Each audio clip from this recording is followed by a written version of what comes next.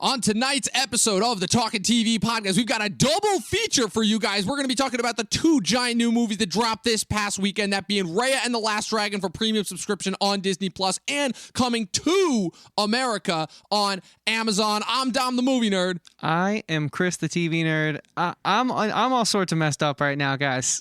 But we'll get into that. We've got a lot to talk about and more exclusively for you guys on tonight's show.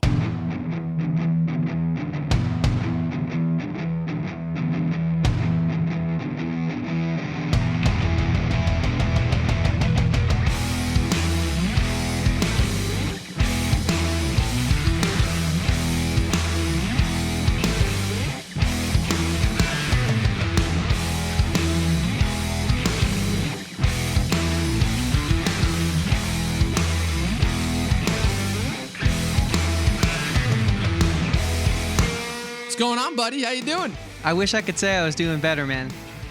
Yeah. Today was a little bit of a depressing day. I mean, look, not for us personally, like just for what we've accomplished so far, because I mean, we busted our asses last week and it showed. Yeah, we did, man. Last week was a great week for the channel. We're so close to 300 subscribers. Everything in life was finally perfect for once. We have this amazing community on YouTube that I'm just eternally grateful for.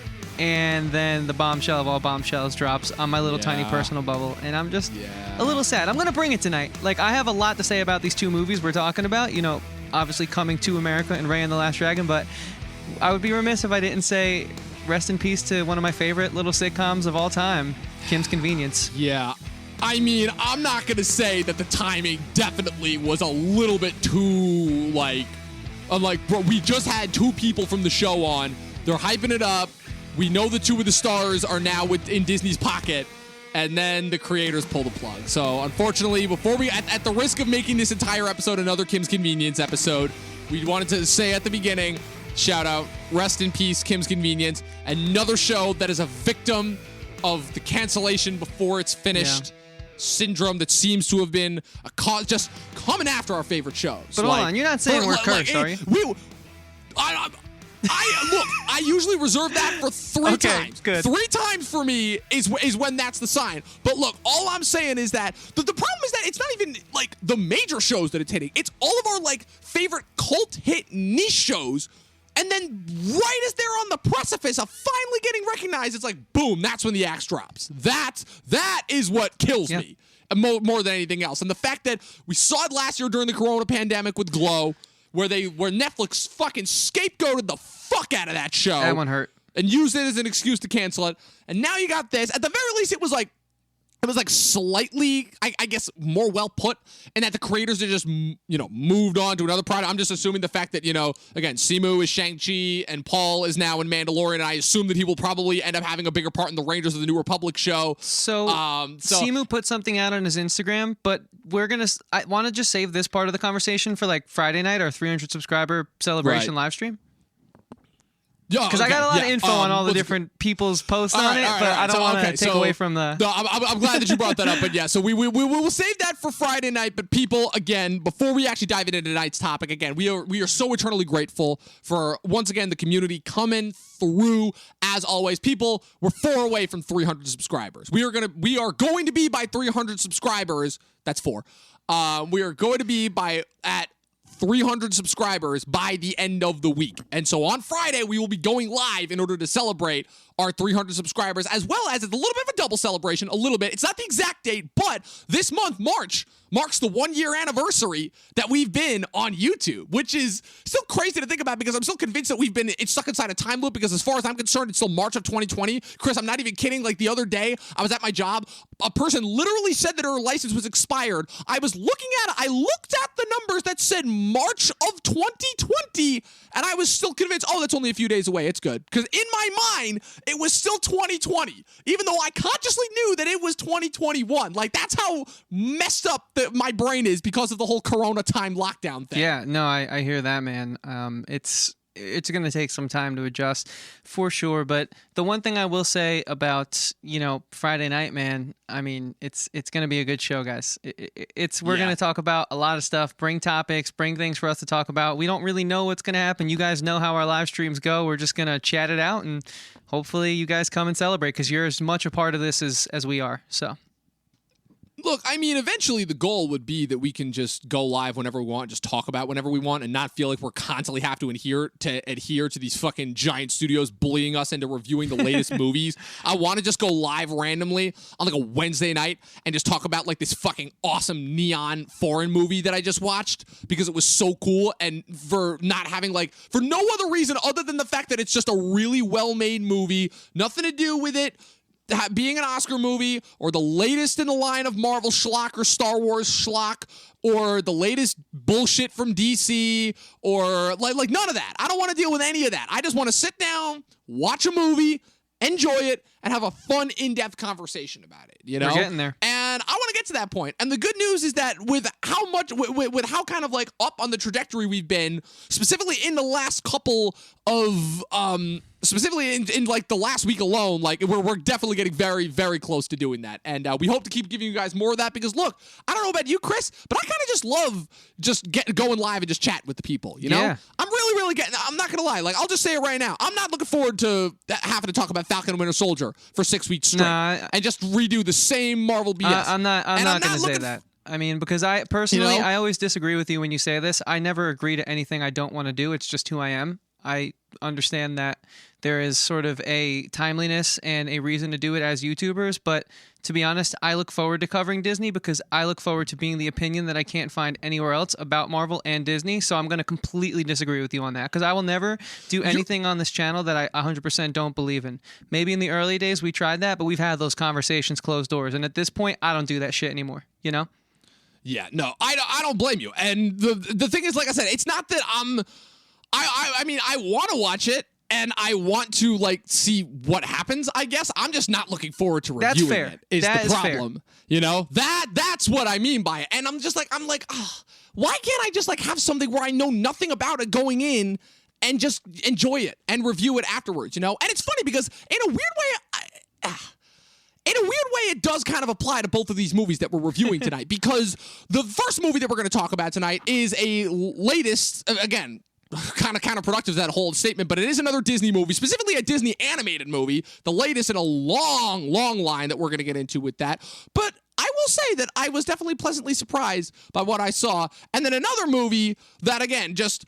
I think the only reason why I guess I had any anticipation for it is because I think it was originally supposed to come out last year, and then it got delayed because of COVID, and once it was announced that Amazon was happening. So, I mean, let's just get into it. So, we're talking tonight about Raya and the Last Dragon and Coming to America. I have to constantly put that up because, again, Coming to America is probably the first sequel that I've seen in a while that actually properly utilizes the 2 within the title instead of just calling it Coming to America 2. You know, since the eponymously titled Too Fast, Too Furious, where both of the 2s in that movie's title is the number 2. It's the most incredible sequel title that has ever been designed, and nothing will ever top it. And so both of these movies dropped this weekend. They were both... I guess they were both pretty big drops because in any other year, obviously, you know, pre-COVID, they would have been Raya would have come out and it would have made $1 billion opening weekend, the same way that Zootopia did a couple of years ago. And then Coming to America, again, it's weird because of just Amazon's strategy, both during and kind of post the pandemic now, and as kind of contrasting this to their strategy previously. So prior to the pandemic, I don't even know if this movie probably would have gone to Netflix, I will say. Probably. Maybe, because, Eddie Murphy was doing Dolomite and all that type of stuff. Right, exactly. And, I want to talk about Eddie's kind of, comeback and strategy and, kind of what's involved with that. Because it's really fascinating because it both incorporates a lot of the stuff that he was already doing that already made him famous to begin with, while still kind of incorporating some of the stuff from his 2000s run when he was doing all those really, really bad family movies. But, I can already see that we got some people in the chat. Our regulars, Luke, Jay, happy to have you guys here. Yeah, Jay. Thanks for hanging, man. We had a great weekend, dude. Just super relaxing. Had a great time on the panel. as you know, Friday night, some controversy over the CW and all that good stuff. That was a lot of fun. Yeah, no, thanks for that was so much fun. Thanks for asking, man. So, Dom, which one of these two movies do you want to get into first? Let's get into something. All right, so I want to talk about Raya first because I watched this movie.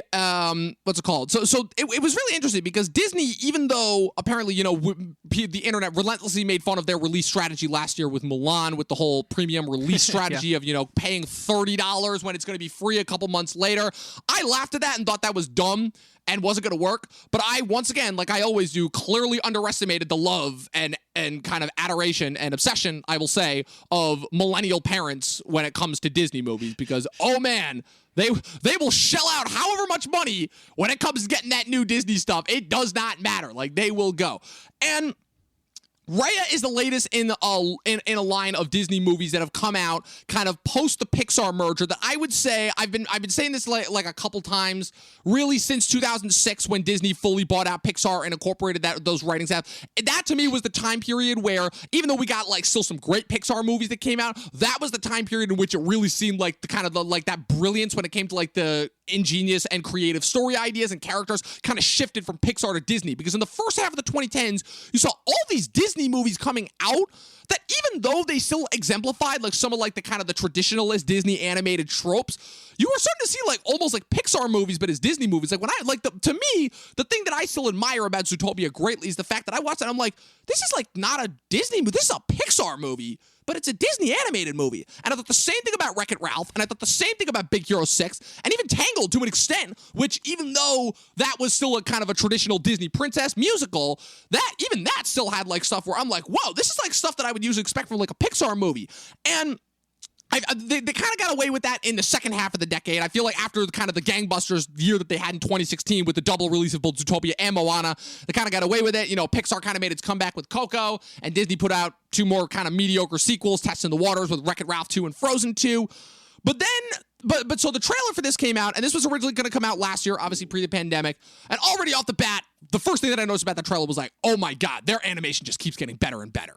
Like, I've heard from people who have been in the rooms when some of the more advanced animated techniques were being applied, and this is across the board, not just with Disney, because I know DreamWorks was doing this. They did this with the most recent How to Train Your Dragon movie, and obviously we saw it with Pixar, with Soul. Just like, their animation is getting so good to the point where it really is hitting that, like, uncanny valley point of, like, is this it's starting to look realistic? So, like, can you comment on that? Only because I know that you're not as big an animated and like a Disney animated fan as I am, but like, I mean, even you've got to notice that like this shit is getting like really, really uncanny as far as how good it's getting. Yeah, no, I noticed it with Zootopia. I think what's funny. I'm not the biggest sort of traditional American animation fan in regards to like the kids medium, but these recent Disney films, granted I haven't seen Moana, that's on my my bucket list for sure, but Zootopia is in my top 10 favorite movies of all time. I will unapologetically say that. I love that movie, just not even, it's not even just a guilty pleasure. I love that film.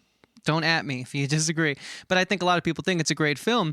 And with Raya as well, I mean, the animation was breathtaking, man. It was the stuff of inspiration is what I wrote down in my notes. I was just sort of reviewing it as you were about to segue me in here, and it just, not only does it look stunning, not only does it feel real, but it looks so lived in. It's amazing to me how they're able to take these environments and make, like, the grass looks like you can water it and it will grow. I mean, like the bugs, the creatures, the way they move, their mannerisms are all just so,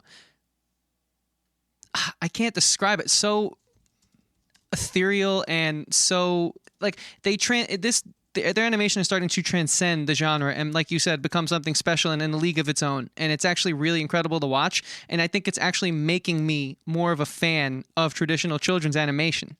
And it's crazy to say that these films aren't even Pixar films that I'm talking about. These are just regular Disney animation. Right. That's the part that blows my mind.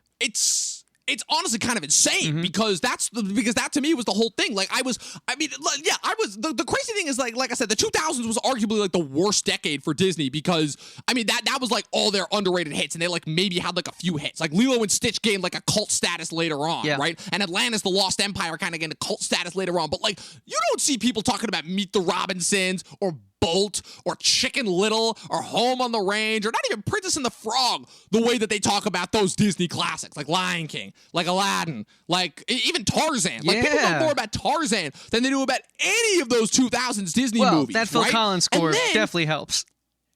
Yeah, of course. But here's but my counterpoint to that is it didn't say Brother Bear. Oh, that is such a good point. Equally as good a Phil Collins score, and nobody talks about that one like at all. But I really feel like I started to notice it with Wreck-It Ralph, where I'm like, this is a Disney movie, but this doesn't feel like a Disney movie. And I feel like with Raya, what we've seen now is this is kind of I feel like the way that Soul was kind of the come full circle capitulation moment for Pixar and everything that they've been like, all the storytelling devices and tropes that they've been kind of doing since the first Toy Story. I feel like Raya, in a weird way, and I'm assuming that that's just because that's at the point where I'm at in my life right now as far as how long I've been watching this stuff. Like I've watched almost every single Disney animated movie there is throughout my childhood. And even up until now, I'm even still catching up on a few that I haven't missed. Like I just actually rewatched Fox and the Hound. That movie hits you in a way that no other Disney movie does. But Raya truly does feel like the capitulation of like, because you know what it is? It's a Disney princess movie, but it's got like a typical MacGuffin-like quest and story structure, but it's got like arguably like probably the most humanized villains, if you could even call them that. It's got like the getting the Scrappy Band together and like picking up the a new character on each destination that I honestly haven't seen in a movie in a while. It's got the typical Disney animated sidekick. It's got the typical Disney animated ending, but there is just such a richness and a texture and kind of understanding about this story and what they're doing that I'm like, like Disney has always been incredible when it comes to detail, but this kind of detail is stuff that I would really expect from a Pixar movie. And like, again, just how deep into Chinese lore and just, Asian lore in general that they went as far as like where they drew the inspiration from and the designs for all of the creatures and how I have to assume that every single one of those creatures that's in this movie is based off of either a real life animal design or or one of the many fables that came out of Asian lore. And that part in and of itself was fascinating to me, and obviously it's helped by the incredible animation, but it just to me reinforces, I guess, what it is that I love about Disney movies growing up, while at the same time kind of doing what I feel like these last couple Disney movies have been doing really well, which is incorporating a lot of the modern day kind of sensibilities into kind of these classic fabled stories. I don't think it works all the time, but when it works in instances like this, it really does craft for like some absolutely incredible movies. And to me, this is the stuff that constantly reminds me why it is that I still like Disney and I still like some of the storytelling that I've done, is that aside from the Marvel and the Star Wars BS, this is their bread and butter. And this is the reason why they have continued to dominate throughout the last almost 100 years of their existence. Yeah, no, I mean, for me, this is a great reminder of be hard on Disney, because they're capable of the good writing that I was preaching about on the Friday night WandaVision live stream. Like, this is it. This is your example. If you guys want to know what was Chris talking about, I mean, the writing was good. No, it wasn't. This is good writing, because here's what this story really is. And so it's actually really amazing right now, because not only am I writing a radio play that is centered around the hero's journey, this movie is the hero's journey. And I'm taking a class right now that's the hero's journey. So I'm so into this Joseph Campbell sort of zeitgeisty thing, sort of reemerging in pop culture. And so I was sort of picking this apart just subconsciously at this point. And it's the hero's journey, but all good hero's journey stories have something that makes them stand out, because it's a very easy format to write. I'm an aspiring writer. I'm not a writer yet, but I mean, I'm taking the first leap into writing with the hero's journey, because it's just the payoff can be there.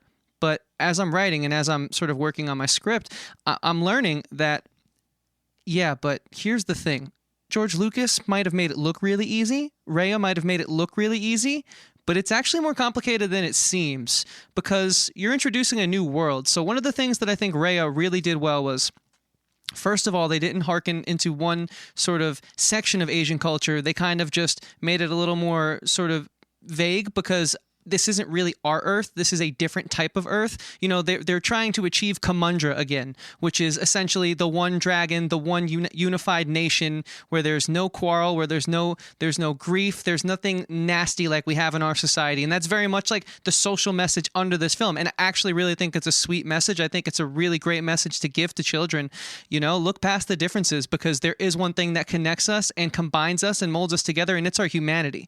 And so that's why I also think the mentor figure that she finds, right? The dragon, I forget her name, but played by Awkwafina.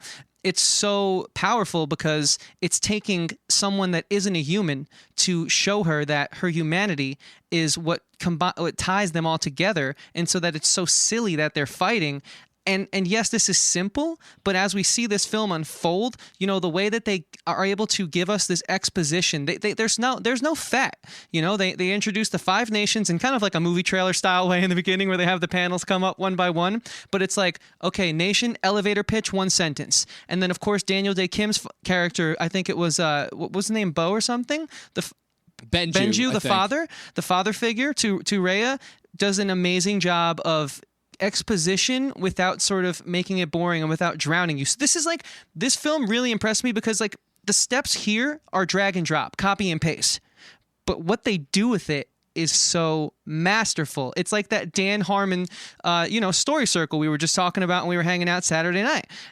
It really is. So we can break that down and get more into yes, Pangea is Kumandra, but that's to me what's so beautiful about this, because you're giving kids the oldest story of all time, the hero's journey, but you're managing to weave in so many new elements and such an important social message without any of it being blatantly in your face. So yeah. I love that you're bringing all this up, because this is literally the stuff that I've been trying to tell people like since I got out of school, which is that it's like, why do you think that those old Greek fables and those old Greek stories are still fascinating to us hundreds of thousands of years later? It's because the story steps work. And because guess what? If you look at stories with structure as opposed to stories without structure, what are the ones that are going to last longer, and what are the ones that people gravitate more so towards? The ones with structure. And even though the internet is trying to break down this idea that, no story works because every story has been done and they're all predictable. Nah. That's bullshit. Because if you want an example of how the oldest story structure in the world can still create for some absolutely incredible stories, then look no further than this movie. Because you're right, Chris. This movie is, to a T, the hero's journey. Quite literally. This is Hero of 1,000 Faces meets Hero's Journey meets all of that stuff. And I love also that you brought up the message kind of that Sisu the Dragon, voiced by Awkwafina. And again, like, I probably like really transformative performance, because going into this movie, like, you want to talk about like the modern sensibilities that I was talking about before, that's the part specifically with what Awkwafina was doing with that character that I personally thought was going to torpedo the movie. And she ends up like actually being really cool. And like kind of, I guess, her naivete of having not been around for hundreds of years and still thinking that like human beings are great and get along with that. You think that it's going to provide a hitch for her at first, but in the end, it ends up like, again, being the thing that saves them and ends up bringing them together. Because even though Raya and what's the name of the of her rival Namari are going at each other and ripping each other's throats out in that really cool kind of enemy/frenemy type relationship. We'll get into that in a bit throughout the course of the movie. Like the kind of their shared connection that they have through Sisu and the magic and the effect that the dragons can have on the world, to me, is the stuff of this movie. And that to me is the stuff that gets back to why it is that we love Disney. Because Disney, their strength is always being able to translate these absolutely universal themes that anyone can gravitate towards in a way that can really appeal to anyone. And it really sucks, because the annoying thing is that because their movies have always typically, again, been watched more and enjoyed more by kids, they have been stuck in the box that they are exclusively kids' movies. But I feel like if this particular movie proves anything, it's that these movies are anything but just kids' movies. These movies truly do appeal to everyone. And I think they've personally also been doing a much better job recently of like really incorporating some, like, you know, like there are still their fair share of silly cartoon moments, but like the serious moments of this movie and like some of the serious conversations they have, like I really enjoy, because that's the stuff that's like, yeah, even though this might not be exactly how people talk in real life, like I still need to hear this, and this still has weight,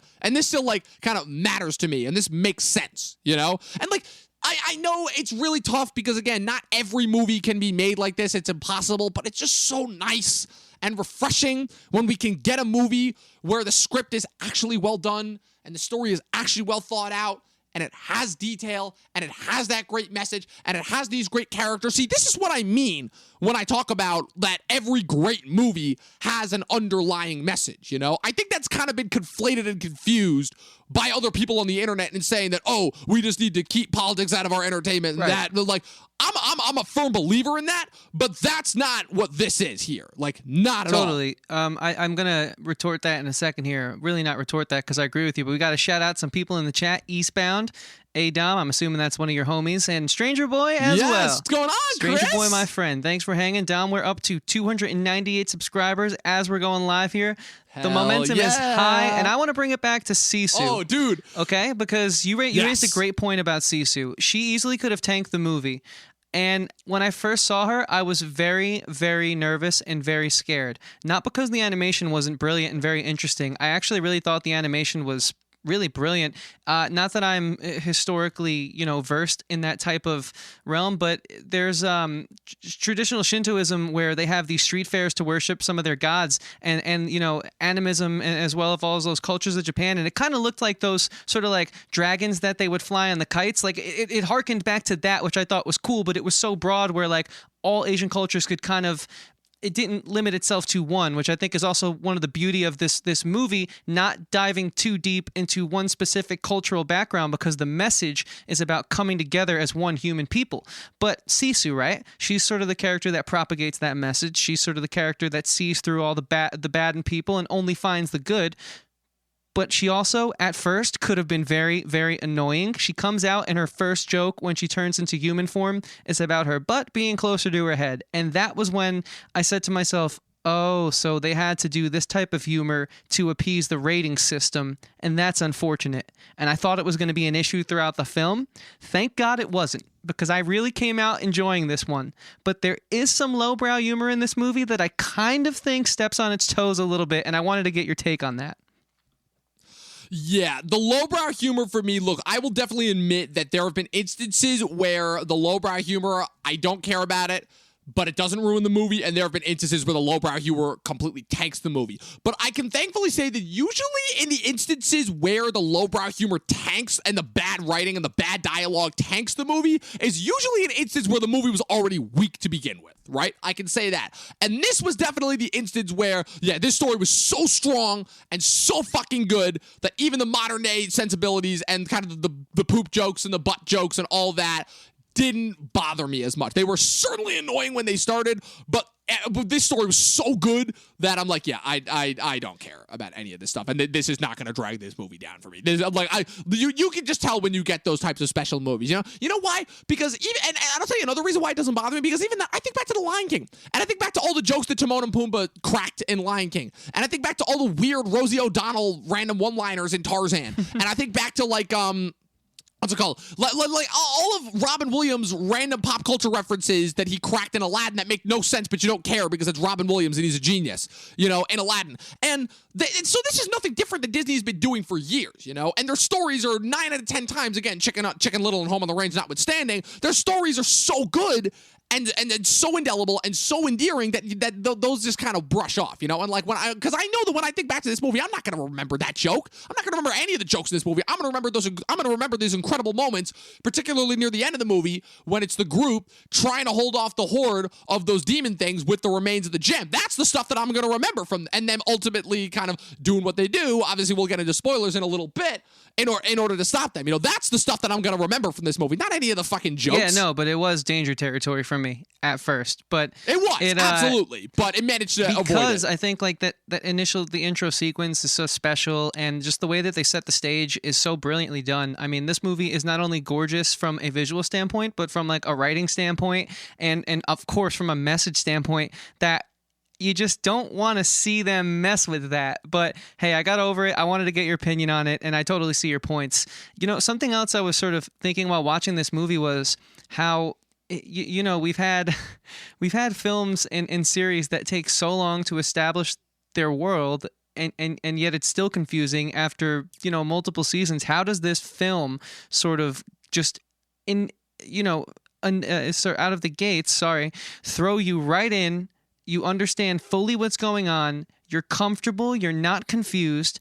And of course, there's other moments throughout the course of the film where they drop exposition, but they do it so cleverly. Where you meet the character Bo, I believe his name is, the little kid whose family got taken by the sort of underworld demon-y type things that sort of turn you to stone and take your soul.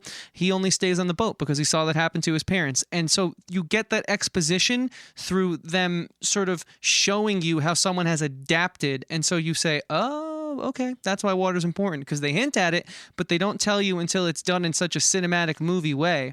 And yet, why does this little children's animation film have what so many other films of our day don't? That's kind of what it's blowing my mind about this. Because it does the thing that good screenwriting and good storytelling is supposed to do, which is that nothing is put on screen without having intention. I've been watching this hour-long lecture from this professor named Carl Iglesias, and he had this brilliant thing that he said, which is where in movies you should never have a character speak unless they want something, and you should never even have a character unless they have an intention and a goal and they want something. And that, to me, is what so many screenwriters miss, because you're right. Because so much of the time, they have to feel like they have to come up with this extra engorged plot and all of these different things to keep it going, but they forget about the one thing that, again, I'm going to sound like a broken record here, but I don't care, is the thing that drives these things, which is story. And, well, not story, which is character. You have to have well thought out characters. And as far as the whole world building aspect and how this movie basically does the equivalent of about 5 seasons worth of exposition dump within the first 2-3 minutes as far as fleshing out the origin and the history of this world, and they make it look easy. For that, I will read to you a quote that I read on our Mank podcast, which is, again, kind of a little bit of an ode to Citizen Kane, but I feel like it captures this perfectly, which is, you can't capture a man's life in 2 hours. You can only hope to get the impression of one. And that, to me, is, again, the brilliance of storytelling, which is, look, when you know someone fully and you know them inside and out, what happens? You get bored because you know everything that's going to happen. So you have no further continuing interest. That, to me, is the magic of movies and the magic of storytelling. You're not getting the full thing, because if you know again, this is, to me, part of the reason why the internet has ruined movies, because the internet took those conversations that you would have when you were stoned out of your mind at 1 o'clock in the morning, just talking with your buddies and having those random weird conversations about shit that nobody cared about, and made that shit public and made that shit mainstream. And now and picking apart every single little piece of every single little movie, of course that's going to make movies boring as a result, because that's not what the intention was. Movies are supposed to be there in their moment. You're supposed to get that impression. It's supposed to have that effect on you, and you're supposed to have come away thinking about not necessarily to having had this big life revelation, but having enough of an understanding that it will at the very least impact your understanding of the world. That, to me, is what stories are, and that, to me, is what stories do. It's the fact that it's an illusion. It's a magic trick, right? You're not actually watching anything that's real. And animation is the prime example of that. Because animated movies, you're not watching real people photographed. You're just watching drawings move and hearing people voice them. And you're hearing this incredible ambiance and this incredible sound design that is layered upon layer upon layer of all these different sounds that they have in order to make these worlds feel so real. That, to me, is why we love these movies and why we keep coming back to these movies. And again, when these freaking animated movies, they keep coming out, they keep blowing these live action movies that we know of out of the water, with these incredibly subtle stories, with these characters that are so much better because they can appeal to anybody at all walks of life, because they're meant for kids primarily, but they're still designed by adults, and they make it look easy. And they make it look easy, which, again, to me, infuriates me more than anything else, because I'm like, fuck, that makes somebody like me who thinks it's so easy to do this stuff, and then I actually try to do it, and I find out how difficult and how fucking engaging it is, and I have to rack my brain just to get a few words down on paper, and I see this shit, and I'm like, fuck, this movie. You guys make it this look movie easy. Reminds me of a Post-it note I'm literally looking at on my computer right now that I want to remind myself of every time I'm working on my script, my album. There's a beauty in minimalism, and simplicity, and this film has that. And sort of to expand that more to the broader scale and maybe the future of this IP, this franchise. I don't know if I want one if they don't give it the same love and care that they gave this film, because I can see this being a huge smash hit. I mean, the reviews are already really great. It's just hard to gauge without like theater numbers and all that. It's always going to be tougher this day and age, but at least it seems like the internet's taken to this film, which I think rightfully so. But this film could be tarnished if they make like a sequel down the line and it's just, you know, half baked, because this film is like a slap in the face to Hollywood. And it's ironic because it's coming from the biggest perpetuator of Hollywood, wherein, you know, like this film has staying power for generations because it's what it's based on is the stuff that has been surviving, like we were talking about with Joseph Campbell. That's mythology that's been around for years. Iliad and Odyssey has been around for years because it's still compelling to new readers to this day, because it took the time to flesh out the narrative. Even though it's a long book, you're gonna be hard pressed to argue that there's fat in that book with any scholar or someone who's really read it, right? Because it's just so thought out and so carefully plotted. And so it gives me hope, honestly, for like the future of, you know, big budget cinema and sort of more mainstream sort of zeitgeisty films. But these films also kind of make me sad because then they're so few and far between. But that's just how brilliant this movie is, that it makes me go to that place in my mind and sort of, you know, comb my brain to sort of figure out the effect that this has on the medium that we love talking about and watching and being a part of so much, you know, entertainment and film, because we watch a lot of movies, we watch a lot of TV, and it comes up sometimes, but at least to me personally, the questions that I'm asking haven't come up in this capacity in quite a while, you know? Yeah, look, the only thing that I'll say to your point there as to why we only get these movies few and far between is, look, let's be honest, if we got every single movie like this, they wouldn't be a special. That's the only thing that I'll have to say to that is, look, I guess in a weird way I have to thank the amount of bad schlock that we get, because at the very least it makes these types of movies even more special. And before we move on to our next movie, what's it called? The only thing that I had to say is motherfucking Rose Tico, Kelly Marie Tran, crushed it. Crushed it. This is... I mean, again, it's so tricky, and it still pisses me off that voice acting will never get the recognition that it deserves, but this was a voice performance unlike any that I've seen. And this is, again, only 3 months after we saw Jamie Foxx and the incredible job that he did in Soul. And she absolutely knocked it out. Like, there were points in this movie where I really thought that I was just, you know, I wasn't watching an animated character. I was watching... just a real person that was Raya, and just that is all due to Kelly Marie Tran and the absolutely impeccable amount of humanity that she breathed into this character. Like, I loved the amount of kind of world wariness that she had, while still mixed with that sense of childlike idealism that she had tried so hard to bury just based off of her own childhood experiences. It was so awesome, because I think this is the first time I've ever seen a Disney character that's like embittered and jaded. And also, even though, again, I just want to give a quick shout out to this, but Disney definitely, I think, is finally starting to like understand how to do LGBTQ portrayals in film better, because, dude, I don't know about you, but the chemistry that was brimming between Raya and Namari in this movie was, I'm like, dude, I'm like, that was some like straight up romantic tension right there between those two. And it was really fucking awesome to watch. Like, every single time those two were having a conversation, I'm like, oh man, could you imagine how awesome these two would be together? And then Namari has to go and do some dumb shit, and I'm like, oh.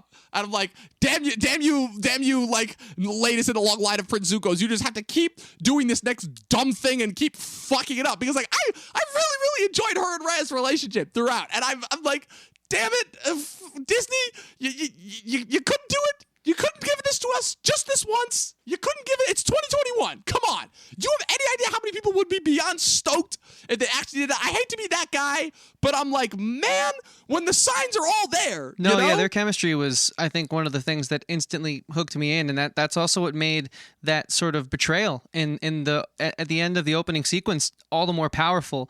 Because, yeah, you can tell that there's a little something more there, but yeah, their chemistry was just cute, man. Like, I loved it, you know? It was just so, I don't know, everything about this film was gorgeous. And their chemistry was a big factor in that, so... Yeah, I'm definitely shipping Romari. Yeah, the only thing that I'm going to say to that is my response to that comment, which is I'm not shipping them. Disney shipped and packaged them. I'm just waiting for Tumblr to do its thing. And I feel like that's the perfect point with which to close our discussion on Raya and the Last Dragon. But for star rating, yeah, it's not a perfect movie. I think, again, those modern day sensibilities to me really prevent this from being a perfect movie, but it is still absolutely incredible. Already one of the best movies we've gotten from 2021. Incredible animation, incredible voiceover talent, excellent storytelling. Like, if you want an example of what to do, of how to write a story and do it well, again, just look no further than most of these Disney movies. This is a 4.5 out of 5. Yeah, this film, like I said, it's just so charming. It's so endearing. We need it, honestly, at this point in time. We really do need a film that just sort of says, hey, look past the difference of your neighbor and come together, because there's really, what you're fighting over might not be that much of a division as you think it is. And it's great, man. I loved every second of this film. So yeah, 4.5 stars. It's incredible. Fuck yeah. Yeah, really, really good movie. Heavily recommend. Like, never in a million years do I advocate giving Disney more money than they already own, but this might be the one time where I'm like, again, I'll never advocate it, but if you're really feeling that, to drop that $30 right now instead of waiting until June when it's free, like, I'm not gonna say that you're entirely in the wrong for this one. That is all that I will say to that as far as that goes. So, Chris, let's talk coming to America. Well, I have a quick special announcement, actually, if that's okay with you. Really? Yes, yeah, please. So we just hit 300 subscribers on this live stream. Yo! Fucking A! Let's go! That's what I'm talking about. That's all because of you guys, man. Thank you so much. Oh, man. Thank you guys. That's incredible. I don't think we've done that before. I don't think we've ever hit that in it for like that, while we're in the middle of a review. So thank you guys for that. That is truly special. That is something. Wow, that's incredible. Man, see, I said we were going to hit 300 before the end of the week. I didn't realize that was literally going to equal before the end of the night. So, well, we still got a show for them tonight, Dom. You were saying something. Yeah, we do. Yeah, we still got more to talk about. Yes, 5 out of 5 for Luke. Yeah, this truly was a special movie. So let's talk Coming to America. So, switching gears, obviously, we're talking about now one of the biggest comedy stars of, I'm not going to say the last couple decades, because it's definitely safe to say that Eddie definitely dipped in the public conscience, I feel like, after 1989. 1989 was a little bit of a rough year. That 1989 to 1990 spot was a little bit of a rough year for him, with the double effort of Harlem Nights and Beverly Hills Cop 3, which is just... both of those movies. But, I mean, so this is something I wanted to pick your brain on, because this is actually something I don't think we've talked about in all the years that we've known each other. Like, just what's your stance on just Eddie Murphy and his movies and his career in general? Yeah, my dad always plays sort of comedy records in the summer in the garage, and Raw is one of them. So I'm no stranger to that. I actually bought it on vinyl for one of my friends, Jeremy, when he got his first apartment years ago. Jeremy did our Shocktober theme song. That's why I bring him up, because I wanted him to discover something that I thought was just really special and sort of like something different to listen to on his record player, because he's such a musician that's kind of all he is. And I really like Eddie Murphy. I can't say I'm too familiar with everything he's done, but like I've seen, Dr. Dolittle more times than I can count. That was a staple of my childhood. I've, loved, just like so many silly films. Like if I go through and look at like what he's done, of course, the first Coming to America, although I did watch it for this podcast in preparation for the perspective, I really like that film. I added it to my Letterboxd list of favorite movies of all time, because I think, of course, it doesn't quite age as well as, the humor is a little 1980s, a little safer. I think that sort of shows how, as a society, we've just gotten more vulgar, honestly. It's still really funny, and it's a nice little time capsule to back then. So Eddie Murphy's a legend. I mean, what more can I say, man? He's one of the, he's the, sixth highest paid actor in Hollywood for a reason, and he didn't work for how many years?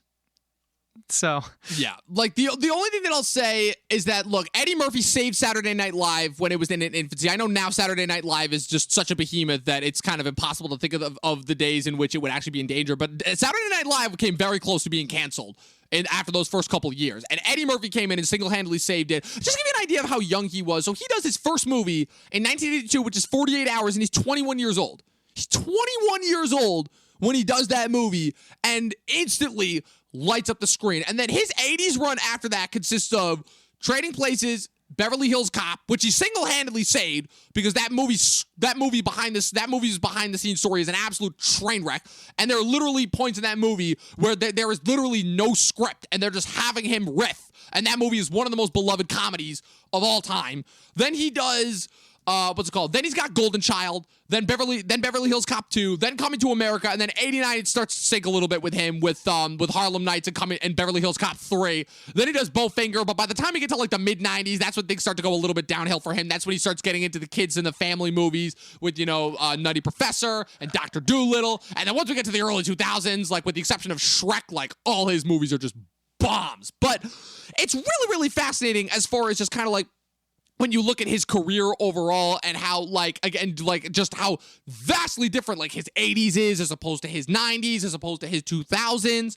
And, again, for the 2010s, a decade that he was largely absent from, with the exception of, I think, like, he had, like, 3 major movies, because I know he had the 4th Shrek movie in 2010, and then he had that 1,000 Words movie. And those are like the only 2 big things that I feel like he was in until Dolomite Is My Name. But like, just to put this in perspective, it's really hard to compare to anybody today because there just aren't movie stars today the way that there were back in the 80s. But to put this in perspective for all of you kids who, again, were born like 2005 and later, back in the day, before every movie that people talked about was Marvel movies and before the internet, and back when, the only Star Wars was the original 3 Star Wars movies, when you went to a movie, typically what people did is they would look at the lead actor. And if a movie had one of these 4 people in it in the 1980s, that being Eddie Murphy, Tom Cruise, Sylvester Stallone, or Arnold Schwarzenegger, then you best damn well know that every single person that you knew of was going to watch that movie. Because guess what? If you didn't watch it, then you just weren't in the know. And if you weren't in the know, well, then you went back and watched it. And there's a reason why people would go back and watch these movies over and over and over and over again, because it was just that special. And that was kind of just like, again, the differences of like, kind of pre the internet and of just how movies were perceived. So that's just Eddie Murphy at his career. Now, if we're talking about Coming to America specifically and what that movie accomplishes, I'll agree with you that like definitely some of the humor is still, I guess, safe, but I also think that, again, just for everything that movie does, because the other thing that I loved that Eddie did is just definitely toward the end of the 80s, like when Spike Lee was starting to come up, because I know Spike Lee, even though Spike didn't do the right thing until 1989, Spike was already like becoming well known because like, he was directing he was the guy, he was directing all the some of those early Michael Jordan sneakers commercials, and he was like he was starting to get his name out there within the commercial world. And Spike actually called out Eddie for the fact it's like, dude, you got this much influence. Keep in mind that this is the 80s, obviously not today. Like, why aren't you doing more for black people in movies? And Spike called him that. And I definitely think that had an effect on Eddie because he was just in such a position of superstardom that I don't think he realized just like the kind of the power that he had. And Coming to America to me is kind of like the first instance where you really start to notice like, wow, this is like the first movie that is really going for like a full-on Afrocentric theme. And even though, again, the movie is a comedy, like everything that movie does, like subject matter wise, I'm still impressed the amount of things that movie is able to get across. And now that we're seeing Eddie in kind of like this late stage of his career that he's in now, kind of, again, he kind of took a break from movies. He was really looking out, he specifically said that he wanted to go for more kiddie-themed fare because, he had kids, but his kids are all grown up now. So now he's in a weird position in his career where he's kind of trying to, I guess, restart it and kind of like get back in tune with what people loved about him in the first place, And so you're starting to see, like, he's starting to like dabble a little bit more into stand-up. He's come back to host SNL a couple of times. And to me, the big, obviously, standout was Dolomite, when he did Dolomite 2 years ago in 2019, because that was really interesting, because that one, in addition to being a biopic, in addition to being, like, this really cool, like, kind of throwback to, what's it called? Obviously, to the blaxploitation era and style of filmmaking in the 1970s, more than anything, it was just a vehicle to show that, yeah, he still got it. But even more than that, it showed that not only does he still got it, but he still got everything that made him Eddie in the 80s, even though he's, 30 years older. Like, you see, like, one of the most impressive things that I loved about every single one of those Eddie Murphy movies from the 80s is that every single bit part actor that maybe had, like, one scene with them went on to have a gigantic career. Like, you have, like, Damon Wayans and Bronson Pinchot and Chris Rock with his one scene in Beverly Hills Cop 2. And you're kind of starting to see that again. We're seeing all these guys who they range from pretty good sitcom stars, like they've made their name, to maybe they've like had to, maybe they used to be famous, but now they've had to overcome some hurdles, to again brand new up and coming stars. And I feel like coming to America now is a vast capitulation of all of that, even if it's not the best movie. Does that make sense? Because I feel like that was kind of another one of my long tangents that I'm not really sure that made a whole lot of sense. No, it does. Although I think I kind of disagree with you on sort of a naming convention around where Eddie Murphy's at in his career right now. Because I don't think he's looking for a comeback. I definitely think that unless he made some insane financial decisions like a Robert De Niro where, COVID not being able to film really hurt him, which we haven't heard that though for Eddie Murphy. I think, if you look up like all these estimated net worths, because I was kind of preparing for this portion of the conversation as well. Some say he's a billionaire. Some say he's at least a 500 millionaire. And that seems to be the general consensus. And, they also keep into account his assets and all of those of which we know are public. Who knows what else he has. So to me, it just seems like passion is what brought him back. Because he never had to work again. I mean, he's one of those guys. He's Joe Rogan after the Spotify deal's over. True. In 6 years, Joe Rogan never has to work again. He made $400 million in a day. He owns Onnit, that company. He's just one of those kind of guys. Once, like you say, a once in a life, a generation talent. And so to me, it kind of just seems like it was really just out of passion. So that's why I don't think this is a perfect film. But I also can't fault it too much because, I don't see someone who's trying to, oh shit, I bought too many houses. Okay, I got to do something fast. Okay, Coming to America 2, that's going to put some dough in my pocket. No, this seems like this could have come out 2 years after and it would have been the same film because it just seems like passion when I watch this movie. Yeah, he's not pulling a Johnny Depp or Nicolas Cage and just doing all these shitbox movies in order to pay for all the money that he's sucking at like a private island or something like that. Like he's not and we don't know that for sure, but I feel like I have a good radar for when someone's trying to grab some cash as opposed to when someone's really in there for the love and they missed their art and they missed what brought them life. And to me, that's what these recent Eddie Murphy appearances feel like. All subjective. Yeah, most definitely. No, most definitely. Because that to me was the big takeaway now if we're going to dive into now Coming to America, which is that so Craig Brewer, who directed Dolomite Is My Name, also the director of Hustle and Flow, and a couple of other kind of really underrated but really interesting and awesome movies from the late 2000s and early 2010s. They announced that the next movie, while they were doing the press for Dolomite, that their next movie was going to be a Coming to America sequel. And of course, again, what's the first thought? Again, why are they doing this? Because if there's one thing that the 2010s demonstrated, it was that every single comedy sequel that came out 10 or 12 years after the original sucked. Anchorman 2, Zoolander 2, Dumb and Dumber, like all these comedies, it's like, bro, why? Just why? Like, the actors are visibly older. Sure, like, they might be having fun on set, but like, there's just the magic is not there, But Eddie is one of the few people that he is just so unrelentingly charming that really he could just make anything work. Because from the opening shot of this movie, again, I thought a really clever recreation of kind of the opening shot of the last one, only with CG. And the minute that Eddie steps on screen, it's like, yeah, no, this is Hakeem, and he hasn't lost a wink of it, a wink of his charm, a wink of his talent, a wink of his ridiculously endearing personality, like in the last now 33 years since the movie's been released. And what I'll say about the movie itself is that the movie itself probably comes off to me like a series of SNL sketches. I don't particularly think the tension works all the time per se, and I don't think that the narrative drive per se is like necessarily like you feel it all the time. But also, that's not the type of movie that this is. This isn't the type of movie where you need that. It's not the type of movie where this is needed. This is a movie where they wanted to get together and they wanted to make this movie and they wanted to have as much fun as possible while doing it. And to me, that's exactly what they accomplished, because there is not a single moment in this movie where I cannot tell that every single actor involved here is just having the time of their freaking lives, and it shows. Because from the minute that Wesley Snipes enters and he's doing that dumb little dance to freaking Arsenio Hall doing the latest of his 15 bug of like eyes popping out of his sockets, to all the different ridiculous characters that come back, and that's just Eddie and Arsenio and all of that, still really freaking awesome makeup, and even kind of like the more modernistic sensibilities that again I thought was going to torpedo it, like Tracy Morgan and Leslie Jones doing their latest comedy shticks, but it all just worked, and it all just kind of serviced the plot. And even though, like, again, I'm like, I understand that what I'm watching is not incredibly important, like,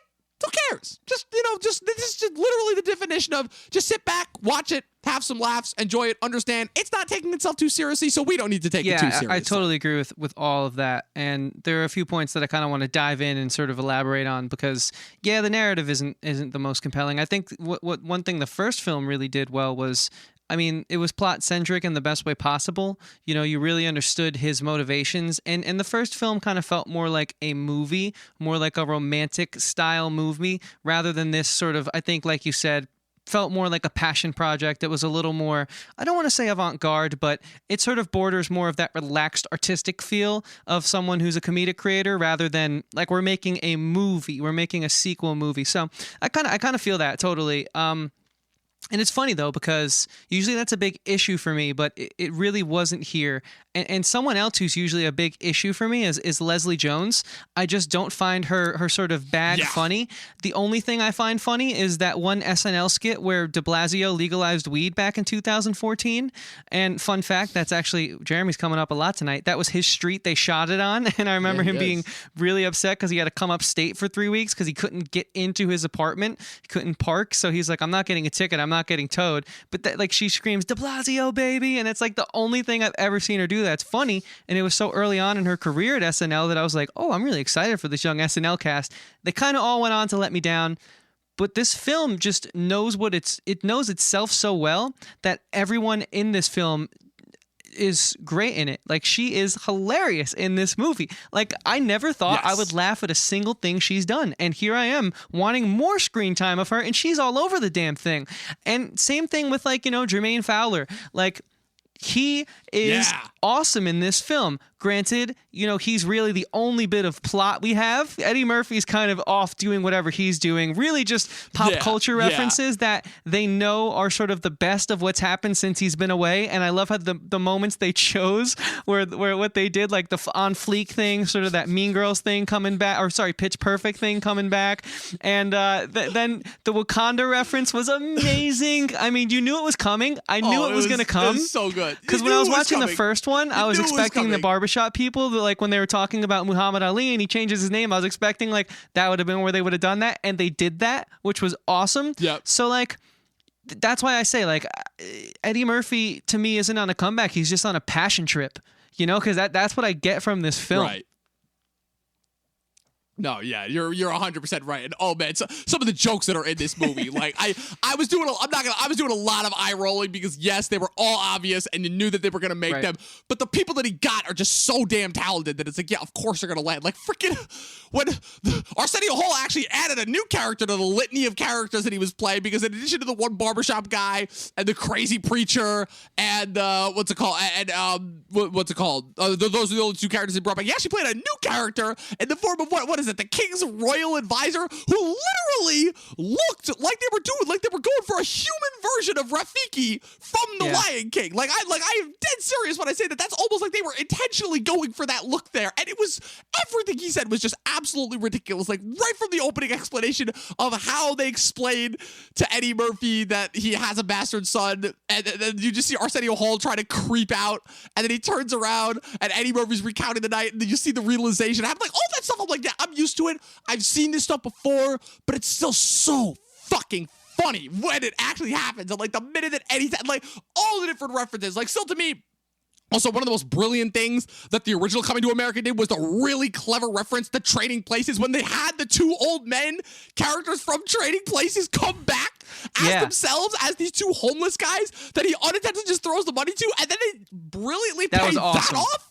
In this movie, like, it was so great. And like, again, you knew every joke and you knew everything that was coming, but it was like, what is it? Explain that to me. Like, why is it that another movie can do it and they can put in all these obvious jokes and they don't work and it tanks the movie, and then you have this movie where it kind of doesn't really care about the story and the jokes carry it? Like what is it? Is it just Eddie? Is it just like kind of the supernatural aura that he just has around it that instantly makes everything funny and charming and relatable? I think it's what everyone feels about Dave Chappelle nowadays. There's once in a generation talents, and unfortunately those genes are one in a million, and Eddie Murphy has that, and it just shows. Like Paul McCartney gets better with age. Eddie Murphy just seems to be a wine that can age unlimited, and you don't ever want to open the bottle because you're going to deprive yourself of what's to come if you choose to. Eddie Murphy is to creation as far as artistically goes as to what the apple is to Adam and Eve. Like, don't pluck it. You want that thing to be on the tree for as long as possible, because if you pluck it, all hell's going to break loose, and we don't want to deprive ourselves of his talent. Like, yeah, you know, it wasn't his strongest outing, but also it wasn't meant to be. And I think if you can see it like that, then you totally understand that this kind of feels like a passing of the torch to some amazing younger talent from some amazing older talent, you know, not just Arsenio Hall and not just Eddie Murphy. I mean, come on, Wesley Snipes, Morgan Freeman, the list goes on. I mean, this is just James Earl Jones coming back James for Earl 2 Jones. scenes. This is just, it's important to me, like, for sort of the future of getting comedies back into the zeitgeist, which is something we kind of talk about on the show a lot. And I think this movie, I'm really glad it happened. Usually I war against sequels, just because I think with comedy sequels, you fall into that trap of it having to be familiar. So how much can you expand with the joke format? Will you take away from the magic that you originally had getting those butts in the seats? I feel like there is a bit of a conundrum there, but I thought they handled it well. The only thing it kind of missed for me was a little more plot. And can I just say one last thing before I hand it off to you? You were talking about Arsenio Hall, and I don't want to get too far away from that. You know, I wanted more of him in this film until I realized that he was all over the film. But then I realized, well, why did I feel that way in the first place? And it's because Semi and Akeem's relationship in that first film is just so charming and so driving. It literally has a heartbeat where, you know, you don't want it to stop, and you don't get that much of that in this film. You kind of get him pairing off in a new sort of relationship with the uncle, and it's good, but I think it's also because he hasn't been around in pop culture. He was more of a talk show guy, from my understanding, for years. And so that was unfortunate, but then, like, I also think the fact that he left me wanting more is a good sign, right? Yeah, no, I couldn't agree with you more, honestly. It's so funny because you're right, because that relationship between those two in that first movie was such a driving force. Like, to me, like, as much as I do love Eddie in that first movie, like, to me, I kind of like Arsenio more, because Arsenio is doing just as much as Eddie as far as, like, you know, with playing the different characters, and he's going, like, all over. He's arguably going harder than Eddie in some scenes. It's almost like they're trying to, like, out ridiculous each other. Like, first with Eddie is the one barbershop guy, and then Arsenio is that fucking insane preacher, and then Eddie comes out with the sexual chocolate thing, and then Arsenio is like the dude in drag who says that she wants to eat Eddie. Yeah, it's so good. It's so good. I can't think. Like, I'll say here too that I think that.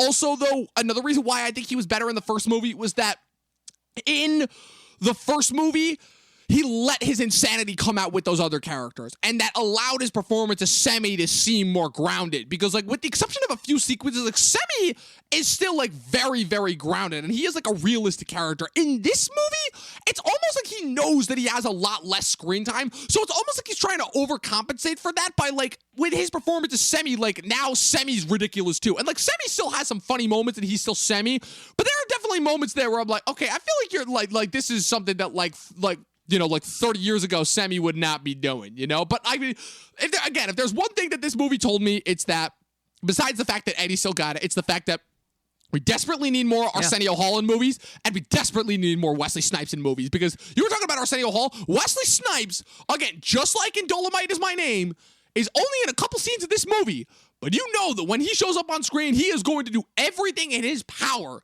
to make sure that he is the center of attention, and goddamn, does he do that? Like, again, like any other actor, they would be this would be overacting. This would be overacting, and this would be considered ridiculous and silly.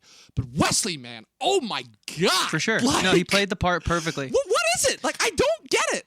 I don't get it. Like, what is it about these guys that makes this shit work? I mean, there's actually many books and sort of theories written about they're called hotspots, creative hotspots throughout history. Shakespearean times, Shakespeare and his troupe of actors sort of being some of the best to immortalize his legacy in a time before, really vast print and the internet to send things out to the airwaves. There had to be something special there. And it's the same thing with, George Lucas, Martin Scorsese, and, Steven Spielberg all growing up together. And I actually think even Coppola was in that bunch. When you have people who might not be there yet, but have this thing in them, this it factor that just needs to find the limelight, there's something special in the sense that, and what I'm getting at is, I think all of these guys push each other. So I think in these scenes, even though this film, and this is kind of my last sentiment because I don't want to overanalyze this film to take away from how special it is, but to answer your question, I think because they're so talented, this not only is proving that, we still have it. We just took some time off and now we're back. But I think this is what you... Well, in Wesley's case, I'm not, well, yeah, but whatever.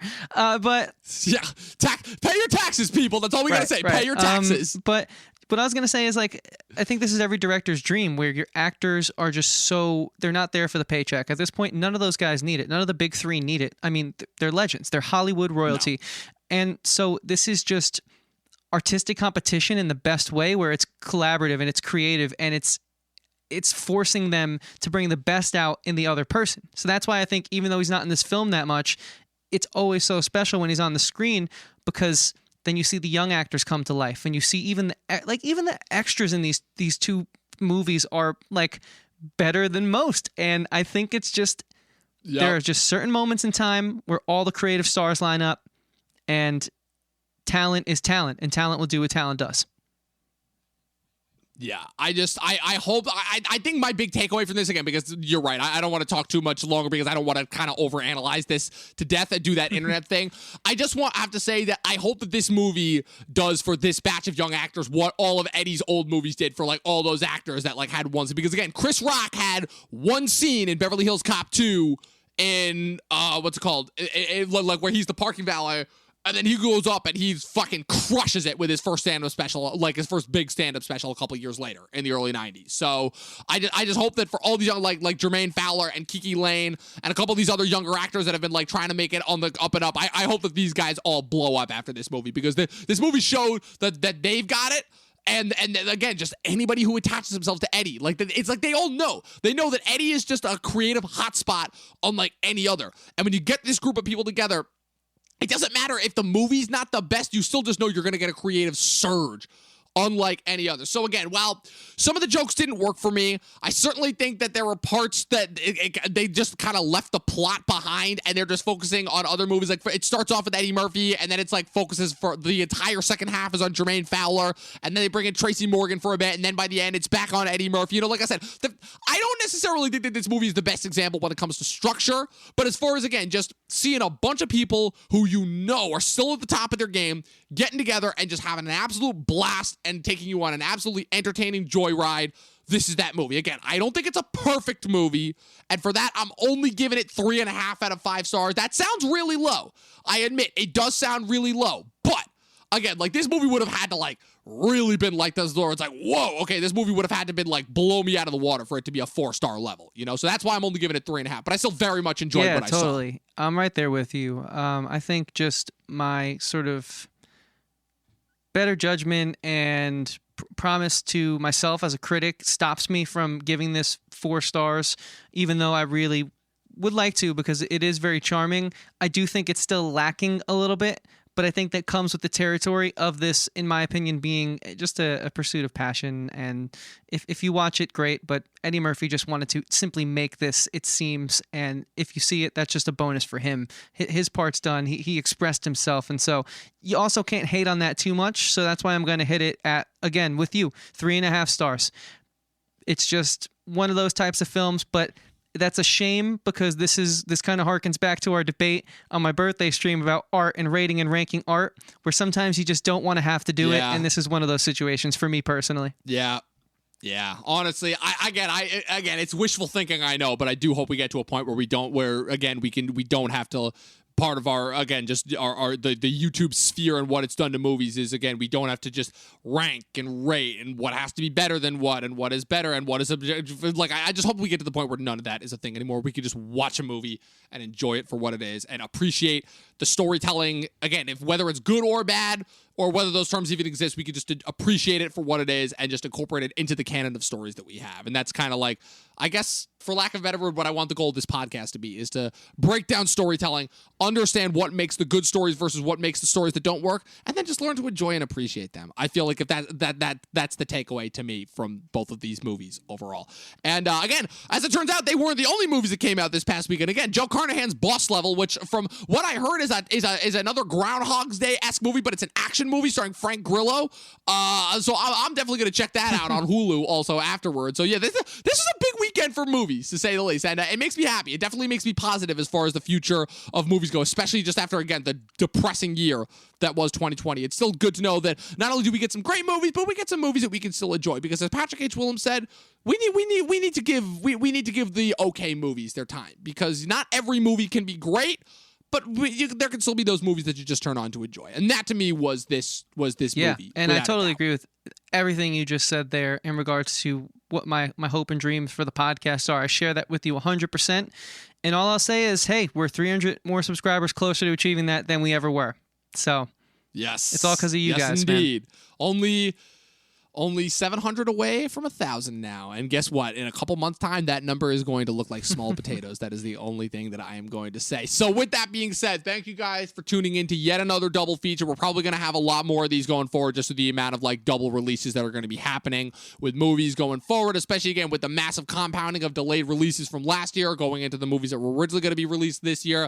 We've got more Netflix movies coming out. We've got so much stuff to talk about again. So I'm putting up my top 10 Disney animated movies, original Disney animated movies on Wednesday in order to bounce off of both Raya and The Last Dragon, and also my top 10 Pixar movies that came out originally. I got some interesting choices on there because again, there are a lot more Disney animated movies than there are Pixar movies, and everyone's got their favorites, but I would definitely say that I've got some unique choices, to say the least. So stay tuned to that. Definitely, you guys are not going to want to miss that. And of course, on Friday we've got our 300 subscriber. Again, thanks to everyone who made that possible tonight. / 1 year anniversary. Yes. Live stream that will be on this coming Friday at 8 p.m. Again, it's just going to be me and Chris. We're going to be going live. We're going to be just chilling and chatting, talking about some things going on in the world. And again, with some of our favorite shows and stuff, what we're looking forward to for the rest of the year. Maybe clue you guys in as to some stuff that we've got coming up for the next couple months. Like, it's going to be fun. It's just going to be a fun time, you know? And you're definitely going to want to tune in for the next couple weeks. We've got a lot of stuff, as always, coming out. And Chris, what can they do in order to find out more about the stuff that we've got coming out? If they want to sort of join us week to week as we cover, you know, Falcon and Winter Soldier, and sort of not fold to the pressure of the, you know, peer pressure of how to cover Disney online, then they can do that on youtube.com/Talkin TV. We go live every Monday, Wednesday, and Friday, or we post a video every Monday, Wednesday, and Friday. Either way, we will be there in some way, shape, or form, and we really appreciate you guys subscribing, and we hope you continue to subscribe, as well as on anywhere that matters in regards to the vast array of social media sites at Talkin TV Podcast. Talkin spelled Talkin. It's right there below me. You cannot miss it. We post a lot, guys, and we've been posting some pretty dynamite clips lately. A lot of them involving our good friend AJ Reacts 2, but we still have had a lot of good clips going on lately, so you're definitely going to want to follow us over there and keep up to date with us is all I'm going to say in regards to that. Yes, most definitely. And again, if you guys just want to keep supporting us, again, we made it to 300 subscribers in just this one video alone. But if you want to keep supporting us, again, click the like button, click the subscribe button, click the bell next to it. That way you guys get notified every time we put up new content. Leave a comment below. Also, let us know different types of new stuff that you guys would like to see. Again, we're always looking to expand our kind of YouTube array as far as the different variety of content that we put out. And we can only do that with suggestions based on you guys. So once again, this is my annual calling out the chat segment. Give us some suggestions as to future videos that you want from us. And of course, just as far as where you can find us personally, you know, I know Chris has got some music that he's been working on. I listened to some of the tracks when I was over at his house the other night, and all that I'm going to say is that you guys are not ready because I don't think that this type of music has been put out in a mainstream way ever, frankly, except for like kind of like, you know, like kind of like smaller artists that maybe might get recognized and have their stuff put on movies. But Chris, where can the good people follow you in order to find out and see that music when it eventually gets released? It seems like the chat really liked the double lists. Hey, you know, we're listening, Dom. They're finally giving you what you want. We are indeed listening, and we are. Let's just say that we've got some stuff planned as far as that goes. So stay tuned. Is all I have to say. And as Dom alluded to, and thanks again for the compliments, man. I appreciate it. I'm just having fun with it, but yeah, I have some stuff as well that I would like for you guys to keep your eyes and ears peeled to. I'm working on my debut solo record. I mean, I guess really not debut. I have a solo record, but this is a new style of music, so it's going to garner a new name, and it's going to have a whole new alias associated with it. There's a screenplay now that's coming down the pipeline for it, and I can't wait to share it with you guys. I'm for once finally fusing all of my loves, and it's not even done yet, and I just feel so much happier as a person. So at Christian Evanko, Evanko spelled Evanko, the link to that will be in the description. Scroll all the way to the bottom of our descriptions, and you can find both of our personals, and I'd very much so appreciate you guys following me there for updates on my project, just sort of general life things, and all my other sort of musical endeavors. That's the place to be. And Dom, you have social media as well, don't you? I do have social media, but again, I mostly reserve it for just like making sarcastic comments and kind of, you know, just doing the usual social media thing. I don't use it as probably as much as I should, but that's only because I don't feel like I have enough individual creative endeavors, because pretty much everything creative I pretty much post on the Talkin TV channel. But if you guys want, you can follow me on at Movie Nerd Reviews on Facebook and Instagram. And yeah, the only thing that I really have left to say before we get out of here is, you know it, 12 seasons in a short film. And, you know, in this case, now that we actually have some movies to watch more fucking movies. We'll see you guys next time.